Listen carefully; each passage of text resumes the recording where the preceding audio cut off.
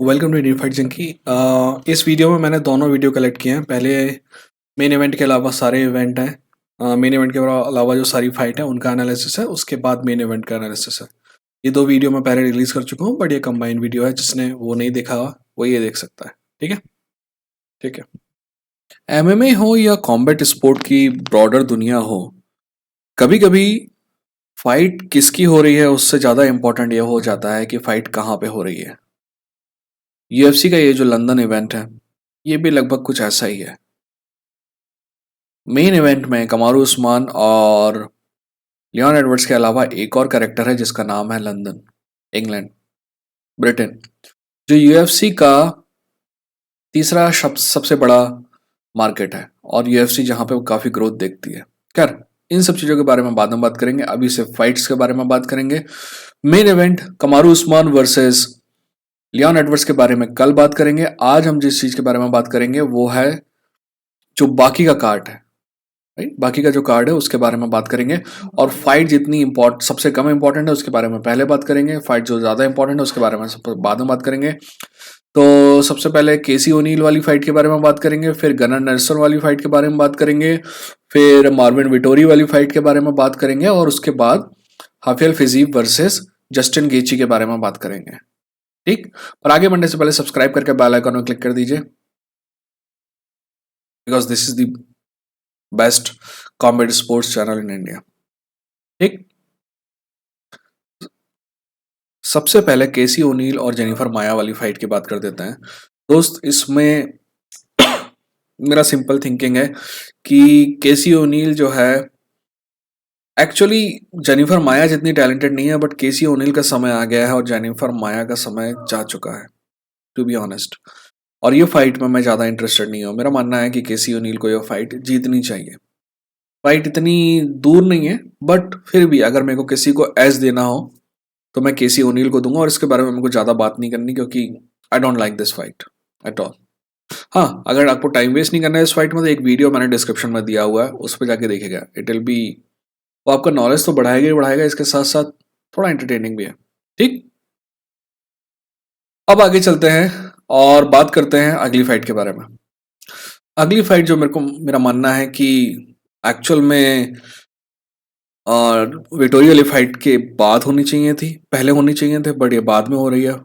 तो शायद इसलिए क्योंकि गनर नेल्सन पास में, वैसे विटोरी भी तो यूरोपियन फाइटर है, तो आई डोंट गेट इट कि ये फाइट ऊपर, मतलब ये फाइट विटोरी से ऊपर क्यों हो रही है। ठीक है, बट फिर भी हम बात इसकी विटोरी की फाइट से पहले करेंगे। ये है गनर नेल्सन वर्सेस ब्रायन बार्बरीना की फाइट। गनर नेल्सन का जहां तक बात है कि एक समय था कि गनर नेल्सन जो है ना, ग्राउंड पे टॉप लेवल का फाइटर था। सबसे अच्छे ग्राउंड के फाइटर जो थे उसमें गनर नेल्सन था। और हो सकता है कि आज भी वही गनर नेल्सन हो, क्योंकि बीच में गनर नेल्सन चला गया था, अभी अभी वापस आया है। तो अगर वही गनर नेल्सन जो यूएफसी छोड़ के गया था वापस आया है 2-3 साल के बाद, एक फाइट और की थी पिछले साल, अगर वो सेम गनर नेल्सन है तो मेरे ख्याल से इस पे कोई भी मुकाबला नहीं होना चाहिए। बार्बरिनो उस लेवल का है ही नहीं जिस लेवल का गनर नेल्सन है।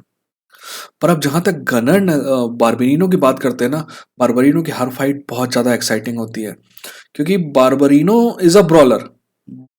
बार्बरिनो का सिंपल है, बार्बरिनो अगर दो घुसे खा के अगर आपको एक घुसा मारने का भी उसको चांस मिलेगा ना, तो Barberena will take that chance. That's why his fights are exciting.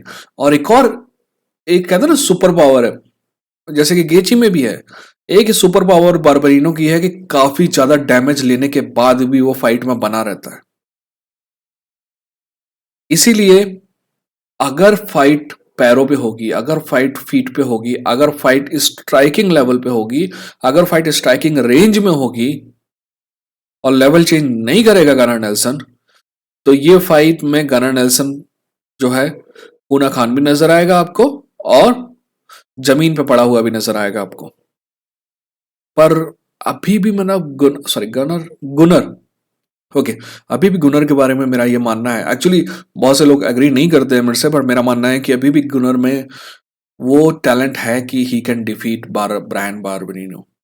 ठीक है, तो मेरा दिल कहता है कि गुनर विल विन, दिमाग भी कहता है कि गुनर विल विन। पैसा होता तो भी गुनर पे ही लगाया जाता। ठीक है, आप वैसे कमेंट में बताइए कि आपको क्या लगता है। ठीक, अगली फाइट जिसके बारे में हम बात करेंगे वो है आपके मार्विन विटोरियो वर्सेस डोलिड्जे की फाइट। वैसे पता है आपको, टू बी ऑनेस्ट, मेरा मानना है कि ये दो सबसे अच्छे रेसलर्स की फाइट है मिडिल वेट डिवीजन में। ठीक है, पहले रोमन डोलिड्जे की बात करते हैं। ठीक है, डोलिड्जे के पास पावर है, मतलब नया स्टार बन रहा है जिसके पास पावर है और रेसलिंग कैपेबिलिटीज भी हैं। राइट, इस बात पे कोई शक नहीं है कि पावर एडवांटेज सीधे सीधे गनर ओ सॉरी डोलिड्जे के पास है ना। और जो जहां तक टेक डाउन डिफेंस है ना, मेरा मानना है कि टेक डाउन डिफेंस भी डोलिड्जे का ठीक है, बट क्या ये टेक डाउन डिफेंस इतना है कि मार्विन विटोरी को रोक पाए? यहां पे मेरे को शक है। यहां पे मुझे मेरा मानना है कि Marvin Vettori can take him down, और ना सिर्फ टेक हिम डाउन बल्कि बार बार टेक डाउन कर सकता है। और अगर ऐसा करने में कामयाब होगा तो डोलिड्जे दिक्कत में है। मार्विन विटोरी चाहे जो भी करे, उसको टॉप पोजीशन में ही होना है। अगर वो गलती से बॉटम पोजीशन में आ गया डोलिड्से के सामने, तो डोलिड्से भी अच्छा रेसलर है। जहां तक दोनों की बात है, दोनों बहुत अच्छे रेसलर है, बट जुजित्सु कैपेबिलिटीज फिर भी मार्विन के पक्ष में जाती है। अब अगर मार्विन की बात करें तो मार्विन जो है अभी तक सिर्फ टॉप लेवल के फाइटर से हारा है। बहुत टॉप लेवल के फाइटर से। टॉप लेवल के फाइटर से क्या, विटोरी, विटेकर और इजी, इन दोनों से ही हारा है। मार्विन की स्ट्राइकिंग बुरी नहीं है एक्चुअली, मतलब बुरी नहीं है, बट ये मानना पड़ेगा कि इजी और विटेकर के लेवल की नहीं है, किसके बाप की है स्ट्राइकिंग उन दोनों के लेवल की। बहुत ही कम मिलेंगे आपको, ना सिर्फ मिडिल वेट में बल्कि पूरे डिवीजन में। तो स्ट्राइकिंग इतनी बुरी नहीं है। आखिर विटोरी भी हाफियल कार्डेरो के द्वारा ट्रेन किया गया है, and he is one of the best striking coach in the world. चाहे वो एमएमए स्ट्राइकिंग हो, चाहे वो बॉक्सिंग स्ट्राइकिंग हो, चाहे वो मुay थाई स्ट्राइकिंग हो, right, Rafael Cordeiro is one of the best if not the best. तो जहां तक स्ट्राइकिंग की बात है, मैं एज देता हूं विटोरी को। ठीक है, अब मैं बताता हूं आपको कि मैं क्या सोचता हूं। ठीक है, मेरा मानना है कि रोमन डोलिड्जे अपने रेसलिंग का इस्तेमाल कर सकता है, बट रोमन डोलिड्जे की मैंने जो पिछली सारी फाइट देख रहा हूं, तो उसमें एक चेंज साफ नजर आ रहा है। रोमन डोलिड्जे के साथ वही प्रॉब्लम है जो कमारू उस्मान के साथ है, कि he has fallen in love with his power. Roman Dolidze को अपना पावर बहुत पसंद आ गया है, और he wants to end the fight with that power rather than getting into the ground. और अंकल डेना जो है, उनको बहुत अच्छा लगता है अगर कोई नॉकआउट करता है ना, क्योंकि उनको ज़्यादा टिकट बेचने को मिलता है, तो ये भी इंसेंटिव है। बट अगर रोमन डोलिड्जे से सेम चीज करेगा ना, तो पावर पंचिंग के लिए आपको स्पेस चाहिए होता है, और अगर वो स्पेस की मांग करेगा ना, तो वो स्पेस जो है ना विटोरी नहीं देगा, क्योंकि विटोरी कंसिस्टेंट प्रेशर बनाता है। विटोरी का कार्डियो शानदार है, और ये 3 राउंड की फाइट है तो और भी शानदार होगा। विटोरी पूरे 3 राउंड कंसिस्टेंट प्रेशर बना के रख सकता है। तो मैं इस फाइट को 2 जगह एंड होते देखता हूं, या तो 3 जगह एंड होते देखता हूं। या तो विटोरी डाउन है, उसके टॉप पे डोलिड्जे है और डोलिड्जे का डिसीजन, या तो विटोरी टॉप पे है और उसका नॉकआउट टीकेओ, या फिर अगर फाइट पूरे राउंड जाएगी ना, 3 राउंड, तो विटोरी का डिसीजन। अगर आप बोलेंगे मेरे दिल में क्या है, तो I think Vettori will win. दिमाग भी विटोरी कह रहा है, और अगर पैसे होते तो मार्विन विटोरी पे लगाए जाते हैं। ठीक, अब चलते हैं को मेन इवेंट पे, और इस पूरे कार्ड की सबसे बेहतरीन दिखने वाली फाइट पे। टू बी ऑनेस्ट, सभी के सभी ये बोलेंगे आपको कि हाफिल फिजीव वर्सेस आपका जस्टिन गेची वाली फाइट जो है वो सबसे बेहतरीन फाइट है इस कार्ड की, और सबसे एक्साइटिंग फाइट होगी। मैं ऐसा नहीं मानता हूं। मेरा मानना है कि ये बहुत ही रेयर कार्ड है जहां पे एक्चुअल में मेन इवेंट जो है ना सबसे ज्यादा एक्साइटिंग होने वाला है। मेरा मानना है कि मेन इवेंट बहुत ज्यादा क्लोज है।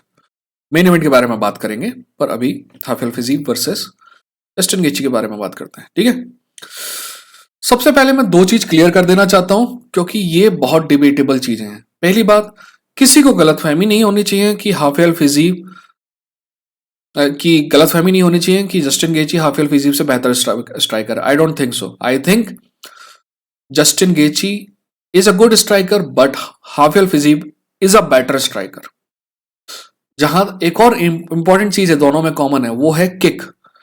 मेरा मानना है कि जस्टिन गेची बहुत शानदार किकर है बट इस टेक्निक वाइज हाफिल फिजीव बेहतर किकर है। अगर आप पावर की बात करेंगे तो चीजें डिफरेंस होती हैं। जस्टिन टॉप पे इसलिए नहीं है कि वो सबसे बेहतरीन स्ट्राइकर में से एक है। जस्टिन टॉप पे दो चीजों के लिए है। पहला, उसके पास फाइट एंडिंग पावर है आखिरी सेकंड तक, और दूसरा, उसकी चिन बहुत खतरनाक है। जस्टिन गेची बहुत गंदी पनिशमेंट ले सकता है, लेता है और रहता है। और देखिए, जस्टिन गेची मेरा one of my favourite fighter है, बट मेरे को प्रॉब्लम ये समझ में आती है कि जस्टिन गेची और यू नो यहां पे मैं कहूंगा ट्रेवर विटमैन जस्टिन गेची के साथ इतने समय से है, और जस्टिन गेची जहां पे आया उसके लिए क्रेडिट दिया जाना चाहिए ट्रेवर विटमैन को, बट जस्टिन गेची का जो वीक डिफेंस है ना, उसकी गलती का भी तो किसी न किसी को देना पड़ेगा ना आखिर क्रेडिट। मेरा मानना है कि जस्टिन का डिफेंस, स्ट्राइकिंग डिफेंस उतना ही वीक है आज जितना 5 साल पहले था, और उस वजह से जस्टिन गेची इतनी पनिशमेंट लेता है। और ये पनिशमेंट आज हमको नहीं लगती है क्योंकि जस्टिन गेची शायद 35-36 साल का होगा या 34 साल का होगा, पर जब बड़ा होगा ना और उम्र बढ़ेगी ना, तो उसके साथ ये जो डैमेज है ना दिमाग के आसपास, ये उसको दिक्कत करेगा। ठीक है। और हाँ, ट्रेवर विटमैन के बारे में मेरा मानना है he is overrated, to be honest. हाँ, तो आप फाइट पे वापस आते हैं। ठीक है। 3 राउंड वाली फाइट है ना, इसीलिए कंटिन्यूस एक्शन दिखाई देगा। यहाँ पे दोनों फाइटर सांस नहीं लेने वाले। पहले देखते हैं कि जस्टिन गेची कैसे विन कर जीत सकता है। ठीक है। जस्टिन गेची के पास दो चीजें हैं, स्ट्राइक जो ज्यादा पावरफुल है, किक जो ज्यादा पावरफुल है। ये दोनों चीजें हाफिल फिजीक के पास भी है, बट जस्टिन गेची के पास ज्यादा पावरफुल है। हो सकता है कि जस्टिन गेची को हाफिल फिजीक की रेंज में जाना पड़े, उसको पुश करना पड़े, और हो सकता है कि एक दो पंच पड़े, और उस एक दो पंच के बदले में अगर जस्टिन गेची कामयाब होता है एक पंच में, तो it's a win for Justin गेची। और दो किक के बदले अगर एक किक भी मारने को काबिल होता है जस्टिन गेची, तो it's a win for Justin गेची। देखिए, जस्टिन गेची के पास बेहतर टेक्निक नहीं है, तो जस्टिन गेची को उस चीज पे नहीं जाना है। हम कभी बाद में बात करेंगे कि टेक्निक बेहतर करनी है कि नहीं करनी है आपको। जस्टिन गेची को उसके पास जो चीज है ना, जो डैमेज सहने की क्षमता है, उसको ऑप्टिमाइज करना है और लगातार प्रेशर पे रखना है फिजीक को। एक सेकंड के लिए सांस लेने की जरूरत नहीं है। फिजीक क्योंकि बेहतर टेक्निकल स्ट्राइकर है, तो फिजीक डिस्टेंस मेंटेन करने की कोशिश करेगा, और जस्टिन गेची को चाहिए कि डिस्टेंस मेंटेन नहीं होने देने का है, चाहे वो कुछ भी हो जाए। जैसे जैसे फॉलो करने का, जस्टिन गेची को लेटरल मूवमेंट नहीं, मतलब राउंड राउंड मूवमेंट नहीं करने का है, लेटरल मूवमेंट नहीं करने का है। हाफिल फिजिक को पुश करना है, पुश करना है, पुश करना है, पुश करना है। अगर जस्टिन गेची को लगता है कि वो 3 राउंड, मतलब वो उसको जीत जाएगा कैसे डिसीजन से, तो वो गलतफहमी में है। जस्टिन गेची को ये फाइट जीतने के लिए एंड करना होगा हाफिल फिजिक को। अब हाफिल फिजिक पे आते हैं। हाफिल फिजिक में भी यही एक गलत बात है जो जस्टिन गेची में है, और वो ये कि हाफिल फिजिक भी अननेसेसरी रिस्क लेता है। अननेसेसरी रिस्क लेता है, और अननेसेसरी जो रिस्क है ना हाफिल फिजिक की, वो उसको हमेशा हमेशा दिक्कत करेगी। मेरा बस एक रिक्वेस्ट है हाफिल फिजीव जैसे लोगों से कि दोस्त, ये बड़ा मौका है आपके लिए, राइट। ये फाइट अगर जीतते हो तो टाइटल कंटेंडर हो जाओगे। तो अपना जो इंस्टिंक्ट है ना कि अननेसेसरी रिस्क लेने का, उसको थोड़ा रोकने का, और आप केपेबल हो बेहतर स्ट्राइकिंग के, तो you should do better striking with a better fighter. Okay. आपको रेंज मेंटेन करनी है, और हाँ, बोरिंग होगी फाइट, पब्लिक बू भी कर सकती है, पर आपको वो जो रेंज है ना लगातार मेंटेन कर रहनी है। और हाफिल फिजीक का रास्ता जीतने का बहुत आसान है, अगर वो रेंज मेंटेन कर लेता है और जस्टिन गेची के रेंज से बाहर पंच करते रहता है, he is going to win this fight, है ना। मेरा मानना है कि जस्टिन गेची अभी भी बहुत शानदार फाइटर है, बट मेरा मानना है कि हाफिल फिजीक को समय आ गया है। मेरा दिल कहता है कि हाफिज फिजिक जीतेगा, दिमाग कहता है हाफिज फिजिक जीतेगा। पैसा होता तो हाफिज फिजिक पे लगाया जाता। आप बताइए, आपका दिल क्या कहता है, दिमाग क्या कहता है? और पैसे तो लगाने का नहीं, ठीक? बताइए। और हाँ, वो जो डिस्क्रिप्शन में वीडियो है वो जरूर देखिएगा और बताइएगा कैसा लगा, है ना? हो सके तो सब्सक्राइब करिएगा। अपना ख्याल रखिए, अपनों का ख्याल रखिए। ये था इंडियन फाइट जंकी। मिलते हैं अगले वीडियो के साथ। ठीक है। मुझे ना इस बात से बहुत ज्यादा चिढ़ है जब लोग एक शब्द पकड़ लेते हैं, कोई फैंसी वर्ड होता है, और उसको फिर दिन भर चाटते रहते हैं, थूकते रहते हैं, खाते रहते हैं। और वो वर्ड पिछली फाइट में, पिछले जो मेन इवेंट था Jon Jones versus Ciryl Gane का, उसमें था जॉन जोन्स का वेट गेन। और साला हर चूतिया वेट गेन से ही स्टार्ट करता था कि कैसे वेट गेन किया होगा। 3 साल लग गए भाई वेट गेन करने में, और weight gain weight gain weight gain weight gain weight gain weight gain. ठीक वैसे ही इस फाइट में लियोन एडवर्ड्स वर्सेस कमारू उस्मान वाली फाइट में एक वर्ड है जो इस फाइट से रिलेटेड भी नहीं है, पिछली फाइट से रिलेटेड है, सल्ट लेक सिटी वाली फाइट से, और वो है ऑल्टीट्यूड। फैंसी वर्ड है, और अल्टीट्यूड की वजह से ये हो गया और वो हो गया। और इसमें तो अल्टीट्यूड, वहां पे इतना तो अल्टीट्यूड था, यहाँ पे इतना अल्टीट्यूड है, वहां पे तो उतना अल्टीट्यूड था, साला हकते हुए ऊपर चले जाता था, यू नो, ग्रेविटी काम नहीं करती थी। यहाँ तो इतना अल्टीट्यूड है कि साला अंदर से हाथ आके आपके पॉटी निकाल लेता है। यार क्या बकचोदी है, क्या, दिखावे में नहीं जाओ, अपना दिमाग लगाओ। हमें कोई कह रहा है कि ऑल्टीट्यूड की वजह से लियोन थोड़ा कमजोर था, यह कहने का मतलब है कि ऑल्टीट्यूड में ना बहुत ज्यादा कमारू उस्मान को फायदा था, क्योंकि वो ऑलरेडी डेनवर में, जो भी उससे उससे भी ज्यादा ऑल्टीट्यूड वाली जगह है, वहां पे ट्रेन करता है, इसलिए उसको कोई फर्क नहीं पड़ रहा था। ये सब चीजों के बारे में सोचने से पहले एक्चुअल में फाइट देखो और समझो। तो खैर, मैं थोड़ा पता नहीं कहाँ चला गया। आज हम बात करेंगे कमारू उस्मान वर्सेस लियोन एडवर्ड्स की फाइट की।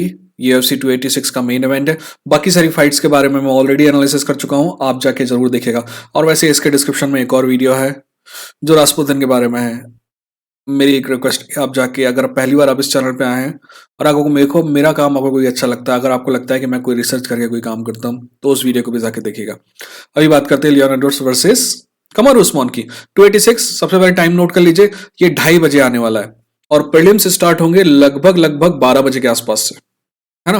वैसे अर्ली प्रीलिम्स उससे भी पहले 11 के आसपास स्टार्ट होंगे, तो देखिएगा, है ना? कहाँ पे देखना है ये आप सभी को पता है। तो अब इस फाइट के बारे में बात करते हैं। बाकी सारी चीजें मैंने आपको बता दी। ये है Indian fight junkie. Indian fight junkie में आप सभी का स्वागत है। आगे बढ़ने से पहले सब्सक्राइब करके बेल आइकन में क्लिक कर दीजिए। सबसे पहले उसी चीज के बारे में बात करते हैं जिससे बहस चालू हुई है, और वो है ऑल्टीट्यूड।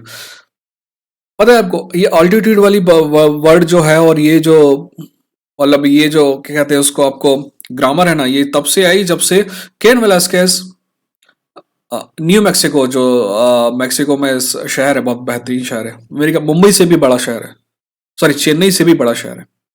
मुंबई चेन्नई दोनों से बड़ा शहर है। मेरे को याद नहीं कि मुंबई बड़ा है कि चेन्नई बड़ा है। खैर, इन दोनों से बड़ा शहर है, ज्यादा आबादी है। तो वहां पे कहते हैं कि बहुत ज्यादा अल्टीट्यूड में है, इसलिए आदमी जल्दी थक जाता है। बिल्कुल सही।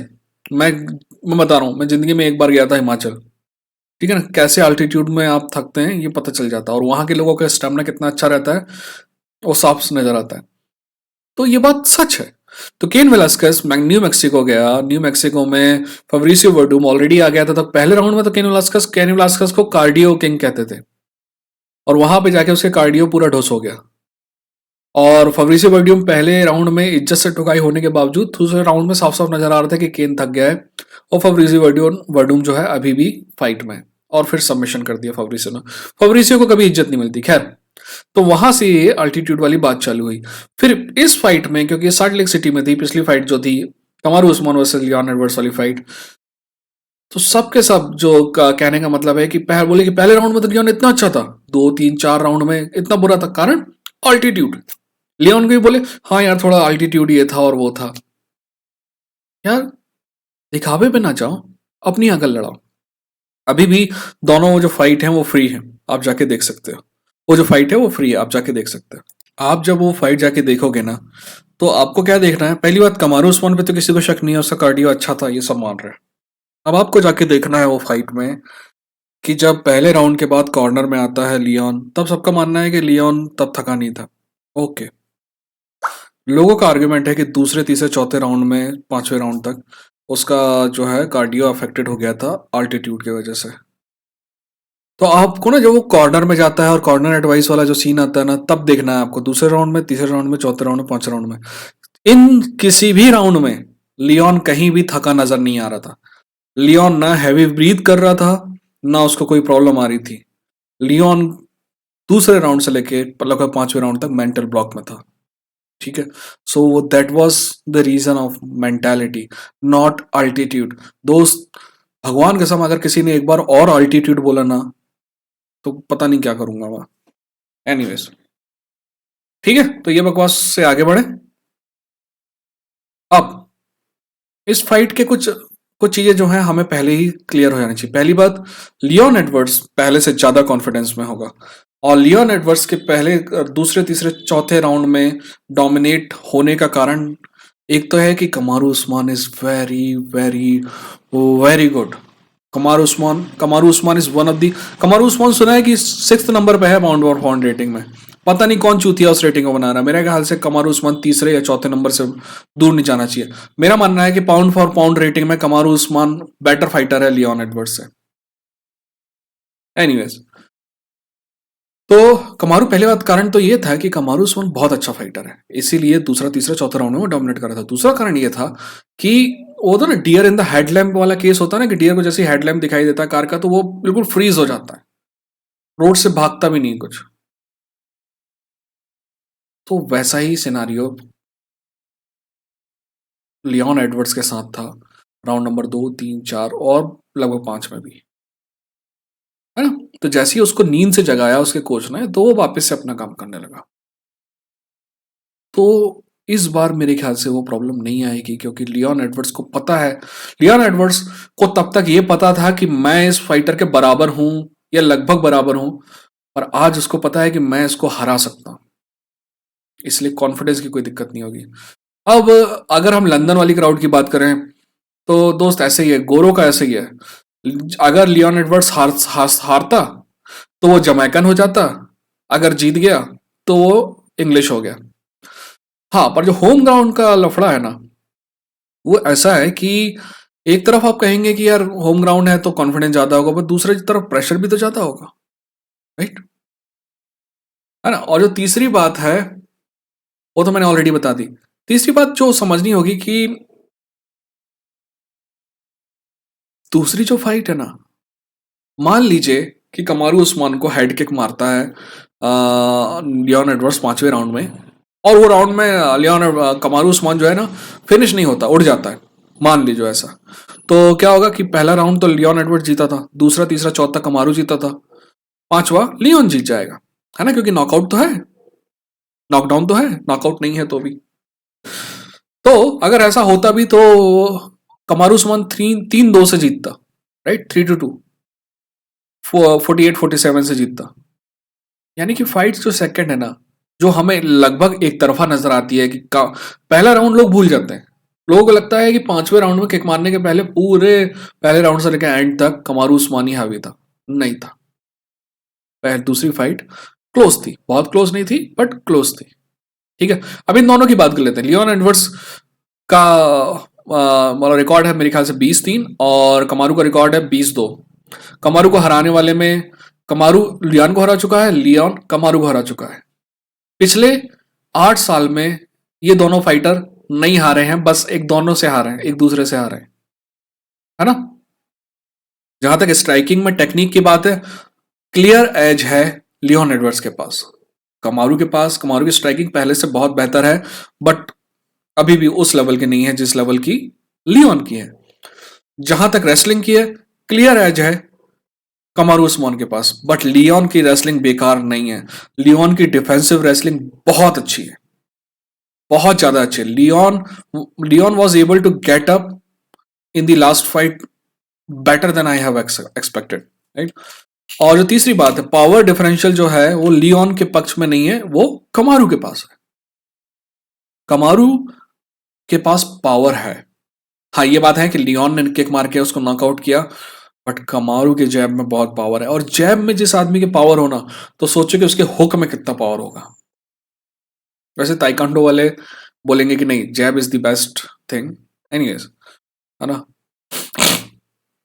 अब इस फाइट की बात करते हैं। इस फाइट में लियोन एडवर्ड्स को सबसे पहला काम करना चाहिए, और वो ये कि किक भूल जाना चाहिए, क्योंकि किक पिछले बार लियोन एडवर्ड्स को किक मारने का मौका मिला क्योंकि उसके और लियोन के और कमारू के बीच में थोड़ा स्पेस था, और वो ये था क्योंकि कमारू उस्मान के पास कॉन्फिडेंस नहीं, ओवर कॉन्फिडेंस था, इसीलिए उसने जो है स्पेस रख छोड़ा था लियोन के लिए। इस बार कमारू उस्मान पास में रहेगा। कमारू उस्मान पास में रहेगा तो एक दिक्कत तो कमारू उस्मान को अपनी ही वजह से होगी, क्योंकि वो किक नहीं खाना चाहता। वो ना चाहते हुए भी मेंटली किक से डरेगा, इसलिए वो पास में रहेगा। तो लियोन की स्ट्राइकिंग क्लोज में बहुत अच्छी है ना। इस बारे में थोड़ा और डिटेल में बात करेंगे आगे। और दूसरी बात जो है कि Leon doesn't need kick to finish Kamaru Usman, so it's a good thing. पर दूसरा नुकसान, ये जो स्पेस को कम करने के चक्कर में, किक की रेंज से अलग होने के चक्कर में, कमारू उस्मान ये कर सकता है कि गैप चाहिए होता है आपको टेक डाउन के लिए भी, है ना। आप ऊपर से नहीं पकड़ सकते, आपको यूं पकड़ना होता है ना। तो यहाँ पे दिक्कत आएगी। अगर हम बात करें कि कमारू उस्मान कैसे जीतेगा, कमारू उस्मान के जीतने के तीन तरीके हैं। पहला तरीका है रेसलिंग, दूसरा तरीका है रेसलिंग, और तीसरा तरीका है रेसलिंग। ठीक है। जब कमारू उस्मान स्टार्ट करेगा, मेरा मानना है कि कमारू उस्मान को भूलना होगा कि उसको स्ट्राइकिंग आती भी है, क्योंकि दोस्त अभी अपन बड़े मौके पे हैं, चैंपियनशिप फाइट है। डेको बाद में कर लेंगे, शो ऑफ बाद में कर लेंगे, अभी अपने को फाइट जीतने का है, नंबर 1 पाउंड फॉर पाउंड बनने का है। तो कमारू उस्मान के लिए पहले तो टेक डाउन मुश्किल होगा, क्योंकि लियोन एडवर्ड्स इज गुड, पर जैसे जैसे राउंड बढ़ते जाएंगे लियोन एडवर्ड्स का टेक डाउन डिफेंस जो है कमजोर होता जाएगा, क्योंकि अब यहाँ पे कार्डियो की बात आएगी, और लियोन एडवर्ड्स से बेहतर कार्डियो है कमारू का, ये हमें समझ में आता है। तो अगर कमारू का कार्डियो आज भी वैसा ही है, कमरुद्दीन का कार्डियो आज भी वैसा ही है जैसा पहले था, तो ये फाइट जैसे जैसे आगे जाती आएगी, कमारू उस्मान के लिए टेक डाउन आसान होता जाएगा, मुश्किल नहीं, आसान होता जाएगा। ठीक है। तो मेरा मानना है कि रेसलिंग ही उसकी चाबी है। दूसरा, अब बात करते हैं कि लियोन एडवर्ड्स कैसे जीत सकता है। ये लियोन एडवर्ड्स की फाइट है। हाँ, सट्टेबाजों का कहना है कि ज्यादा चांसेस कमारू उस्मान के जीतने के, बट मेरे को उस पर विश्वास नहीं है। मेरे को टू बी ऑनेस्ट जरा सा भी विश्वास नहीं है उस पर, है ना। सॉरी, एक मैसेज आ गया था।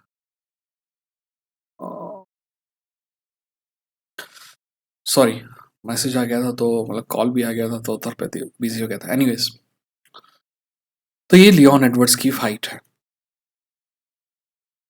अब लियोन एडवर्ड्स, मतलब सट्टेबाजों का कहना है कि लियोन एडवर्ड्स के हारने के चांसेस ज्यादा है, कमारू उस्मान के जीतने के चांसेस ज्यादा है, और लियोन एडवर्ड्स के जीतने के चांसेस कम है ना। सबसे पहले तो लियोन एडवर्ड्स को, जैसे कि मैंने पहले ही कहा, किक भूलने का है, क्योंकि कमारू उस्मान स्पेस नहीं देगा। कमारू उस्मान अपने आप पास आएगा, और वहां पे अपने को डर्टी बॉक्सिंग करने का है। और यहाँ पे लियोन एडवर्ड्स की जो स्किल है ना, जो टेक्निक है स्ट्राइकिंग की, वो काम आएगी।